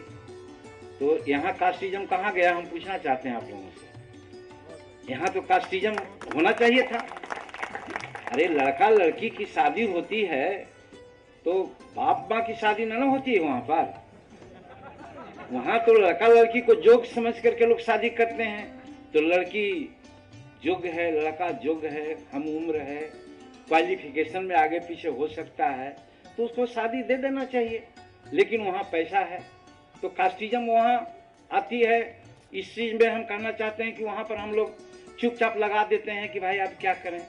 लेकिन हम जो कहना चाह रहे हैं आपके बीच में इस महत्वपूर्ण मंडली में, हम दलितों को, हम आदिवासियों को, या वर्ष मान करके हम कह सकते हैं कि बिहार का, हिंदुस्तान के मूल निवासियों को एक जात और अपने आपस में शादी वादी करने में किसने रोका है? किसी ने नहीं रोका है। लेकिन हम लोग आज कर रहे हैं क्या? अगर नहीं कर रहे हैं तो फिर हम ब्राह्मण को क्यों दोष देंगे, दूसरे लोगों को क्यों दोष देंगे जो हमसे घृणा करता है और ये शादी नहीं करते हैं? तो that is the main cause of division among us. हम कहेंगे दलित हैं, हमारे यहाँ तो महादलित भी बना दिया गया। कहीं कहेगा आदिवासी हैं, कहेंगे हम फलना जात के हैं तो कहेगा फलना जात के हैं, हम फलना धर्म के हैं तो हम फलना धर्म के हैं। अरे यार, धर्म में, जाति में, कास्ट में जैसा लोग बांट के रखा है तो बांट करके तो तुम रह रहे हो। अब जब 21वीं शताब्दी में आए हो, जब परत दर परत वो बातें खत्म हो रही है, तब फिर तुम क्यों? ब्राह्मण से घृणा नहीं है, लेकिन ब्राह्मणवाद से घृणा तो जरूर है कि जिस ब्राह्मणवाद के फांस में आज भी तुम जकड़े हुए हो। तो सफाई अपने घर से शुरू करो। तो कहने का मतलब सारी लड़ाई खत्म हो जाएगी अगर आप एकता के बंधन में पिरो अपने को कर लिया तो। और यही सपना बाबा फुले का है, चाहे बाबा अम्बेडकर साहब का है, चाहे बिरसा मुंडा जी का है, या वो सावित्री जी उनका है। एक अंश हम अपने जीवन का और बता दें, यही डेलिब्रेशन में उन्होंने प्रेरित किया कि हम इंटरकास्ट मैरिज करेंगे। अब वही डेलिब्रेशन में हमारे साथ एक घटना घट गई कि हम कहा था कि विधवा विवाह होना चाहिए। इंसिडेंटली हमारी पहली पत्नी मर गई, जिसका बेटा आज संतोष है, जो एमए पीएचडी नेट है। हम थैंकफुल हैं उस लेडी के भी जो इतना अच्छा बेटा देके गई। लेकिन शादी करने का मौका मिला तो जो वर्तमान मेरी पत्नी है, शी इज विडो। शायद आप लोग नहीं जानते होंगे, शी इज विडो। हमने शादी किया। तो ऐसे समाज में इस ढंग से अगर चलने की बात अगर होगी तो हम समझते हैं दूसरे पर उंगली नहीं उठाओ यार। अगर उंगली दूसरे पर उठाते हो तो ये 3 उंगली तुमको देखती है कि तुमको क्या करना चाहिए। ये देखो, जब एक उंगली से दूसरे को देखते हो, 3 उंगली तुम्हारे ओर इशारा कर दिए तो भी इशारा को नहीं समझ रहे हो तुम। इसलिए हम अनुरोध करना चाहते हैं सभी बच्चे बच्चियों से, सभी बुद्धिजीवियों से कि सबसे बड़ा थ्रेटनिंग हमारे सामने है कास्ट। और बंटवारा हमारे पुरोहितों ने बड़ों ने किया होगा, क्लास का किया था, बात सही है। हमारे 4 लड़के हैं, कोई पढ़ा लिखा हो गया तो ब्राह्मण हो गया, कोई लड़ाई भिड़ाई कर दिया तो क्षत्रिय हो गया, कोई व्यापार किया तो वैश्य हो गया, कोई सर्विस में हो गया तो शूद्र हो गया। अब शूद्र का बेटा शूद्र होगा, ब्राह्मण का बेटा ब्राह्मण कहाँ होगा? दोनों में आपस में मेल नहीं होगी क्या? इसमें कोई तर्क है? मेल होना ही, सब एक परिवार के हैं। हम पूछना चाहते हैं मनुवादियों से, आपके माध्यम से, बहुत ज्ञान नहीं है लेकिन हम सीखा है, हो सकता है हमारा ज्ञान अपूर्ण हो, कि हमने सुना है कि हिंदू के आदि पिता माता कौन थे? मनु और शत्रुपा। जब मनु शत्रुपा के उद्र से हम लोग यहाँ तक आए हैं तो हमारे फोरफादर मनु शत्रुपा हैं, तो ब्राह्मण और राजपूत और जितने सुरफान कहलाते हैं उनका फोरफादर कौन हो गए? तो दूसरा है क्या? जब दूसरा नहीं है तो फिर क्यों डिस्टिंक्शन हो रहा है? डिस्टिंक्शन इसलिए हो रहा है कि वो हम पर स्लेवरी लादना चाहते थे, हमको इन किन प्रकार ने तोड़ा और उस टूट को हम एक्सेप्ट किया। और आज भी बड़ी कस करके हमने देखा है, अभी बिहार में अन्य राज्य के कोनों में क्या होता है। पहले सत्यनारायण स्वामी की पूजा बड़े बड़े घरों में होती थी, अब देखते हैं कि हरिजनों के घर में स्वामी की पूजा होने लग गई। हम कहा क्या है भाई, बेंग आएगा, बेंग ऐसे ठक आया, ये कहानी से सत्यनारायण स्वामी की पूजा हो गई तब तो बड़ी बात है भाई।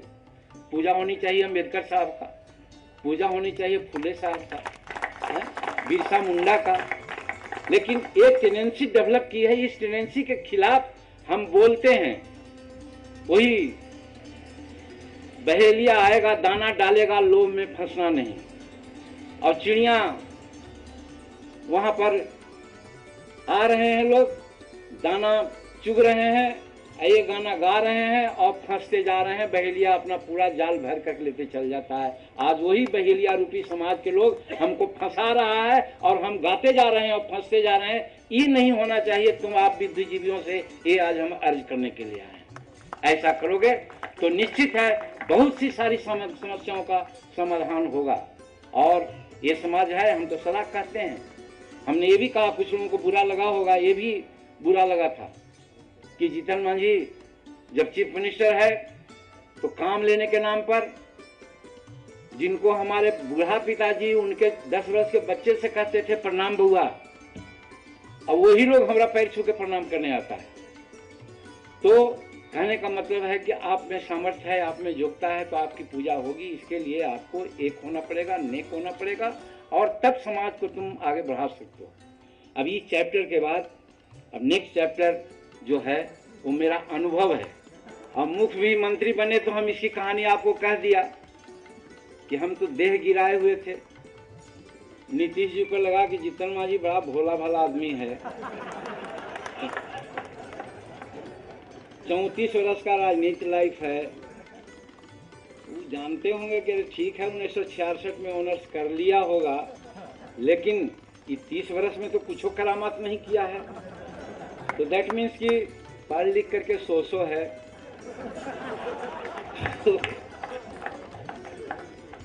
जिसकी कल्पना नहीं थी बना दिए। आशा उनकी यही रही होगी कि हम जो कहेंगे वो करेंगे, और ठीक हमने किया भी 2 महीना 3 महीना।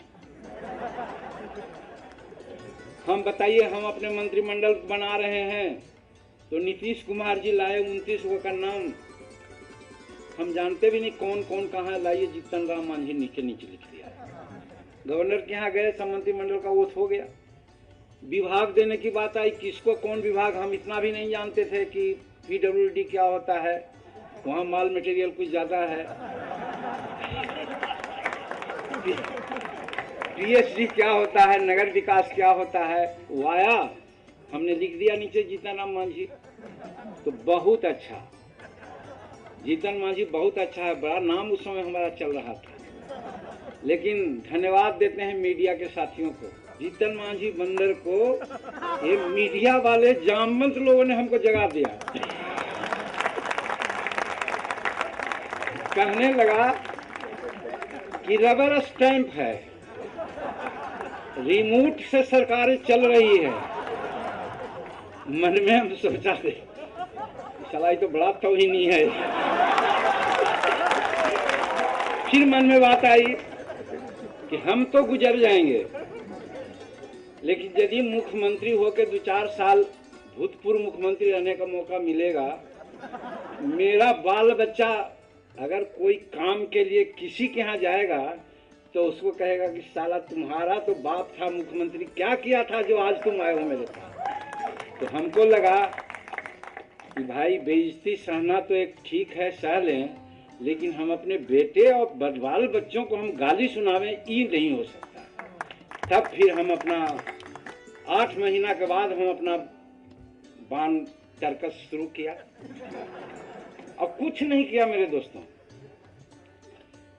आज तक टेलीफोन ऑपरेटर से लेकर के मुख्य सचिव तक ये किसी भी ऐतिहासिक पृष्ठभूमि का ये एक नया उदाहरण हो सकता है कि कोई भी मुख्यमंत्री आता है, कोई भी प्रधानमंत्री बनता है, राष्ट्रपति अमेरिका तो बनता है तो समूचा क्लास 3 से लेकर टॉप ग्रेड तक के बदल देता है दूसरे ही दिन, लेकिन इधर भी होता है। लेकिन जीतन मांझी चाहे जिस भी कारण से हो, हर स्टाफ को नीतीश कुमार के स्टाफ से ही काम किया 8 महीना। और जब हम सोशल सेक्टर में कुछ काम करना चाहा, और काम क्या करना चाहा, उन्होंने कहा कि महिला बहुत कमजोर है, महिला को लोग अति पिछड़ा कर सकते हैं। और हमने भी कहानी सुनी थी मैथिली सोनी की, वो कविता पंक्ति कि अविला जीवन है तुम्हारी यही कहानी, आंचल में है दूध और आंखों में पानी। हम कहा कि ये उनकी ये जो रचना है वो गलत रचना है। महिला अबला नहीं है, महिला सबला है। और हम उदाहरण दिया करते थे कि जब जब महिलाओं का तिरस्कार हुआ है, महिलाओं को 2वें दर्जे का दर्जा दिया है, हिंदुस्तान पतन के गह्वर में गया है। और नहीं तो चाहे सती सावित्री का नाम लीजिए, अन्य महिलाओं के नाम के साथ साथ सरस्वती का नाम लीजिए, दुर्गा का नाम लीजिए, लक्ष्मी का नाम लीजिए, धन बल बुद्धि का प्रतीकात्मक थी। एक समय समाज हमारा इतना उन्नत था कि जो हिंदुस्तान जगत गुरु कहलाता था, आज नारियों की बात को हम लोग भूल गए हैं, उसको घर का सामान हम लोग मान लिया है, तो उसको सम्मान देना चाहिए। ठीक है, पॉलिटिक्स में उनको जगह मिला, लेकिन हमारे यहाँ 2 शब्द यूज हो रहा है, एसपी और एमपी। आप लोग कहते होंगे MP member of parliament, SP का मतलब समझ रहे होंगे सुपरिटेंडेंट ऑफ पुलिस, नहीं। एमपी का मतलब होता है मुखिया का पति, मुखिया पति एमपी, और सरपंच पति एसपी। ये दोनों एमपी एसपी हमारी बेटियों को जो त्रिस्तरीय पंचायतों के चुनाव में मुखिया सरपंच और बनाया, वो उन पर गाइड करने लग गए। गाइड करने लगे तो उनका निर्णय प्रभावित हुआ। आज भी लोग कहते हैं, हम लोगों ने सोचा था कि उनको रिप्रेजेंटेशन होगा, लेकिन उनको हम शिक्षित करें। शिक्षित करने के लिए कदम उठाया गया। हुआ कि हम डिग्री तक उनको हम फ्री एजुकेशन देंगे। तो जीतन मांझी ने सोचा कि फ्री एजुकेशन डिग्री तक ही क्यों मिलेगा, क्यों नहीं पोस्ट ग्रेजुएट डिग्री में हम उसको फ्री कर दें। और हमने एक निर्णय ये भी लिया कि सभी बच्चियों को, किसी जात की बच्ची हो, जो छात्राएं हैं पोस्ट ग्रेजुएट की, उनको हम फ्री एजुकेशन देंगे। एक कह करके नीतीश कुमार जी को कहा था हम कि नीतीश कुमार जी, आपने एक लकीर खींची है, हम आपसे बड़ी लकीर खींच देंगे। और वही बड़ी लकीर खींचा। आप डिग्री में सबको फ्री किया, हम पोस्ट ग्रेजुएट में सबको फ्री कर दिया, तो वो लंबी लकीर थी ना। और यही मेरे लिए एक वहाँ अभिशाप बन गया। उनको लगा कि अरे बिहार का तो हम सबसे तेज तरार और बुद्धिमान और सोचने वाला आदमी है, ये जीतन मांझी कहाँ से ही सोच लिया। चलिए, एक बुरा वहाँ हो गया। उसके बाद सोशल सेक्टर में शेड्यूल कास्ट के लिए, दलितों के लिए उन्होंने बहुत बड़ा काम किया। आप लोग भी सुने होंगे, हम भी कुछ दिन कहने लगे कि भाई नीतीश जी ने बहुत अच्छा काम किया। क्या कि रहने के लिए हमको 3 डिसमिल जमीन, उस जमीन खरीदारी के लिए 20,000 रुपया। हालांकि हम उस समय कैबिनेट में थे, मना किया था कि ये तो लॉलीपॉप हो जाएगा, ये तो दिखावा हो जाएगा। भले आप नारा दे सकते हैं लेकिन इन प्रैक्टिस ये इम्प्लीमेंट नहीं होगा, क्योंकि 3 डिसमिल में कौन मकान बनाएगा, कहाँ मकान बनता है, एक चीज। दूसरा, 20,000 रुपया में 3 डिसमिल जमीन कहाँ मिलेगी? तो न नौमन वही है, न राधा नाची है। हाँ भी और ना भी, ये उन्होंने किया। तो हो सकता है मन में क्या बात रही हो, या तो उनकी सोच नहीं रही हो, या नहीं तो सोच करके वो जानबूझ के बुद्धू हमको बनाना चाहते थे हम लोगों को। तो जब हमको मौका मिला तो हम कहा अच्छा आप चौवा मारे हैं तो हम छक्को मार के दिखलाते हैं। तो हमने छक्का मारा कि 5 डिसमिल जमीन और मार्केट रेट से पैसा देंगे। उस जमीन को खरीदने में 1 लाख लगे चाहे 2 लाख लगे, सब दिया। अब वहाँ का शेड्यूल कास्ट, अति पिछड़ा, जो बीपीएल में रहने वाले लोग हैं, सब कहा भाई जीतन मांझी तो एक मसीहा बन के आ गया। सब लोग कहने लगा कि सही में जीतन मांझी बड़ा लकीर खींच दिया। तो नीतीश जी के लोग कहने लगे कि लीजिए, ये तो ऐसा लकीर खींच रहा है ना कि 4 महीना और छोड़ दीजिएगा इसको तो नवंबर में आपका नाम लेने वाला नहीं रहेगा, जितने मांझी का नाम लेगा।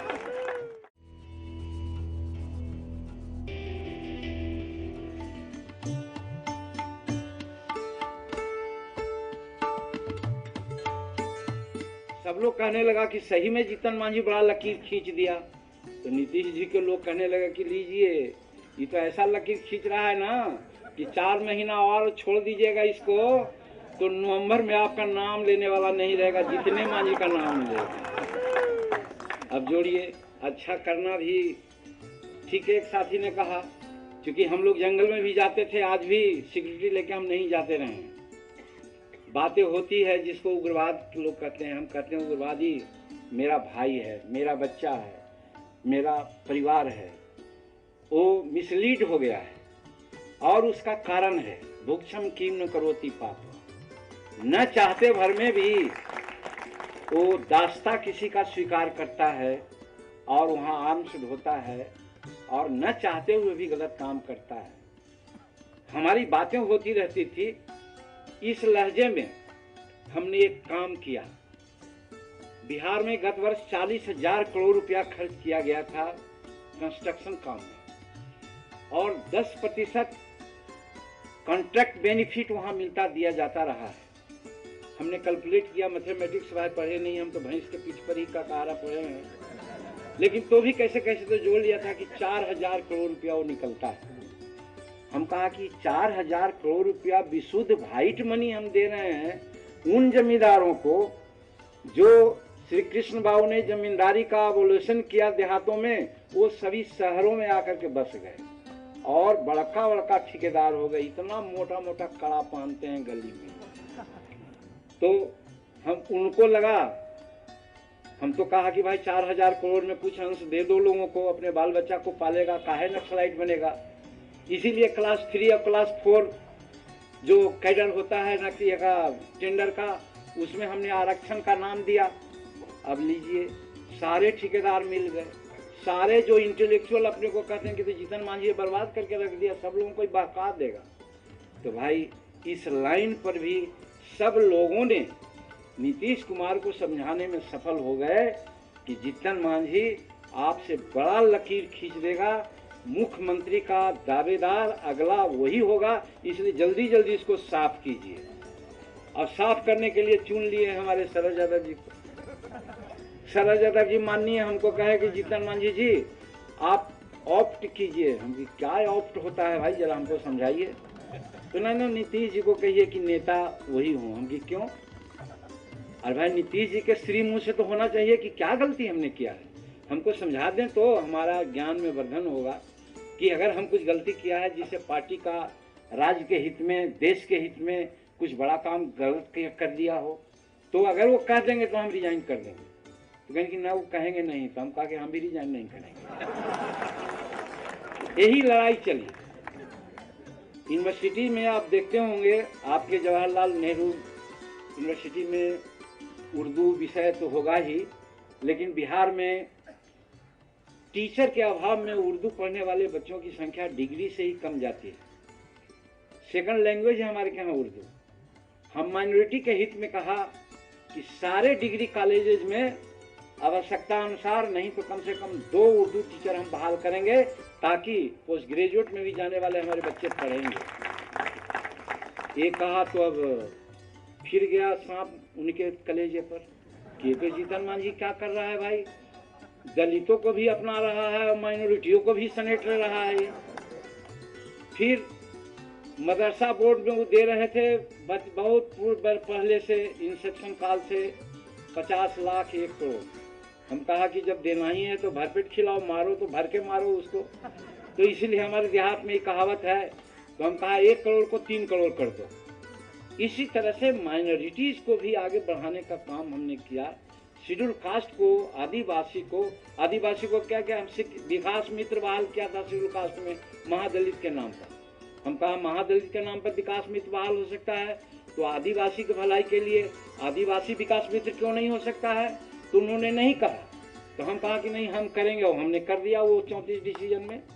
दूसरा लोग डिवाइड एंड रूल जो अंग्रेजों ने किया था उसके आधार पर हमको बांटा। ये पुराने मनवादियों ने जिस प्रकार से कास्ट व्यवस्था को बना करके हमको आज बांट रखा है, हमारे नेता ने भी कहा कि दलित और महादलित करके एक दूसरी जाति हमारे के यहाँ जिनका 34 लाख उनकी जनसंख्या है, उनको कहा कि तुम दूर रहो, दूर रहो। क्यों दूर रहेगा भाई? उसकी सामाजिक स्टेटस क्या बहुत बढ़ गया? हो सकता है शैक्षणिक की स्थिति बड़ी होगी। हम कहा नहीं चलेगा, और दोनों शेड्यूल कास्ट को शेड्यूल कास्ट के रूप में मान लिया है, और शैक्षणिक आधार पर कि जिसकी साक्षरता दर 10% हो और जिसकी साक्षरता दर 40% हो, तो 40% को थोड़ा कम करेंगे, लेकिन 10% साक्षरता दर है उसको ऊपर उठाने के लिए कुछ काम करेंगे। इस सिद्धांत से हम वहाँ लागू कर दिया। अब उनके समझ में आने लगा कि साहब ये तो बहुत गड़बड़ किया। तो वही हम कहा उनसे कि क्या महिलाओं के लिए 35% आरक्षण, और हमारे यहाँ 75% किसान खेती पर आज भी अवलंबित हैं, और हमारे युवा लोग उससे एम्प्लॉयमेंट पाते हैं। और वहाँ पर हमने किसानों की हालत ये देखी थी, जो हम अपने घर, हम अपने पिताजी को भी देखा था कि अकाल हुआ, मजदूरी नहीं मिली, तब तो हमको नौकरी करना पड़ता था, और नहीं तो हम भी 67 में MA कर लेते, तो हम भी PG के क्या करते हैं प्रोफेसर कहलाते, जो हमारी इच्छा पूरी नहीं हुई यही के चलते। तो उसी दिन हम कंक्लूड किया था कंक्लूजन कि जब मजदूर किसान ठीक रहेगा, उसको आमदनी ठीक होगी, तो मजदूर भी ठीक रहेगा। इसीलिए हमने कहा कि इलेक्ट्रिक बिल जिसके चलते किसान तबाह होता है, उसको हम माफ कर देंगे तो उसकी किसानी आगे बढ़ेगी, तो मजदूर और किसान और पलायनवाद सब रुकेगा एक काम से। ये बड़ा काम किया, वो आंदोलन का रूप ले रहा है कि भाई जीतन मांझी ने तो क्रांतिकारी काम किया। तो हम किसानों के साथ साथ हम गरीबों मजदूरों के लिए काम किया, क्योंकि मजदूर 90% वहाँ शेड्यूल कास्ट शेड्यूल ट्राइब से दूसरा कोई नहीं है, उसकी हालत खराब है। वो आता है हरियाणा, वो आता है महाराष्ट्र, हो जाता है गुजरात, हो जाता है असम, मार खा के आता है या बीमारी लेकर के आता है।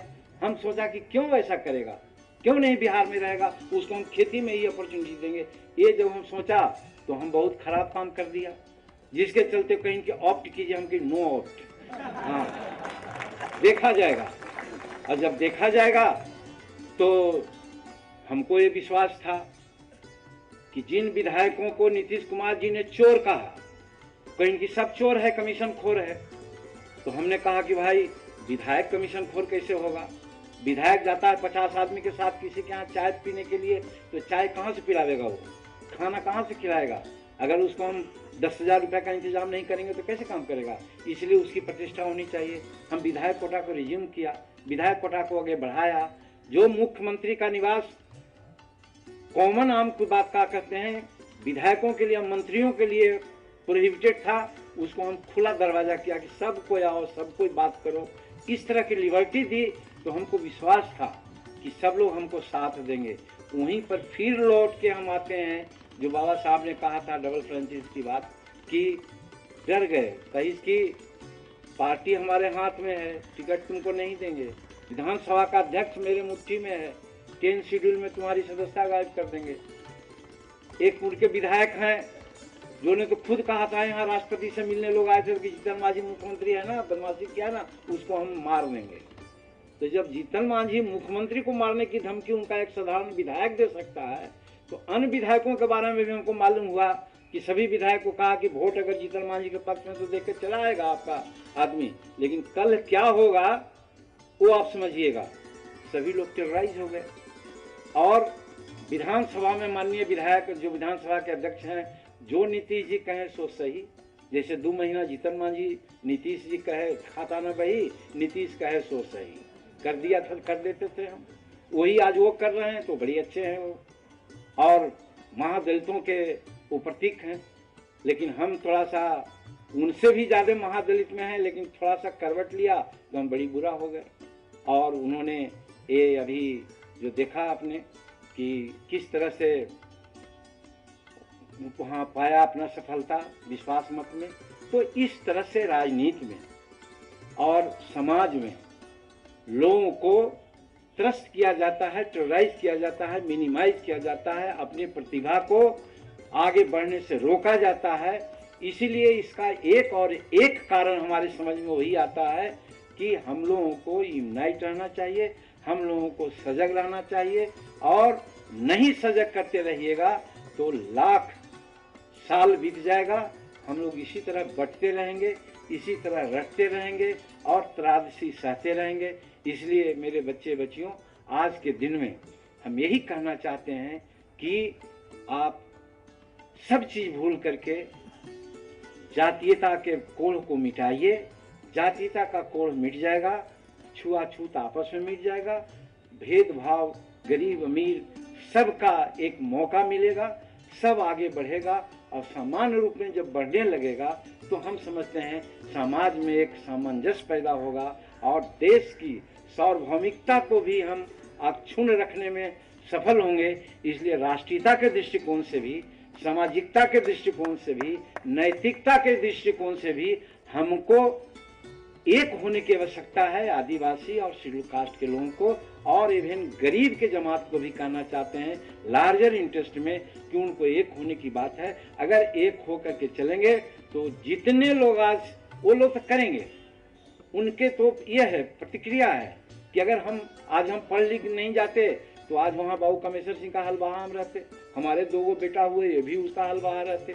तो कब चाहते कि हमको हल बहाना, आज मजदूर नहीं मिलता है, वहाँ कहीं बाहर चल जाता है, कहीं पढ़ लिख रहा है तो लोग कहते हैं कि ये पढ़ लिख रहा है, तो पढ़ लिख रहा है तो कम से कम मजदूरी तो ठीक से लेगा।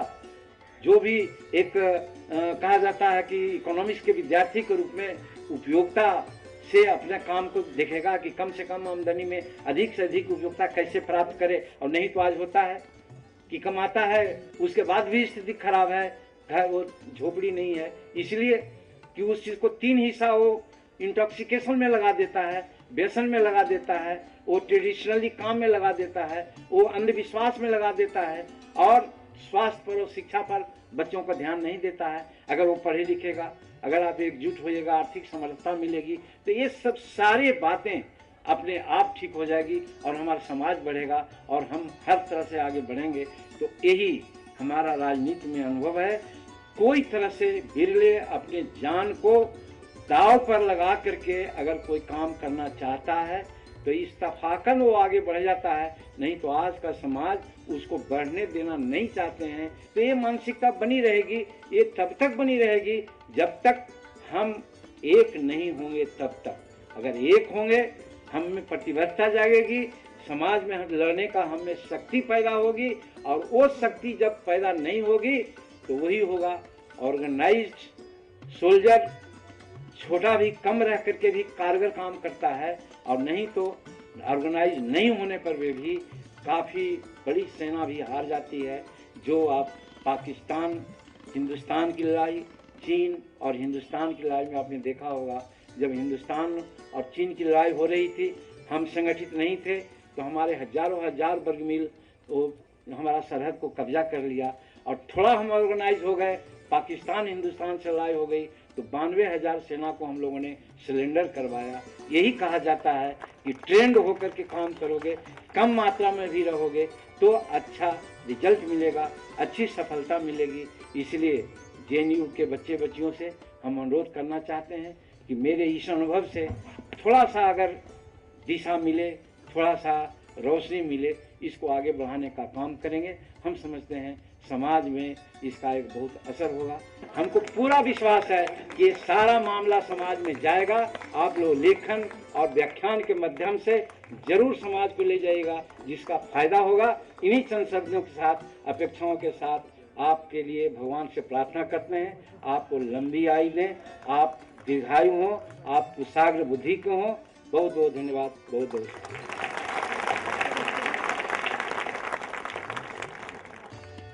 Thank you.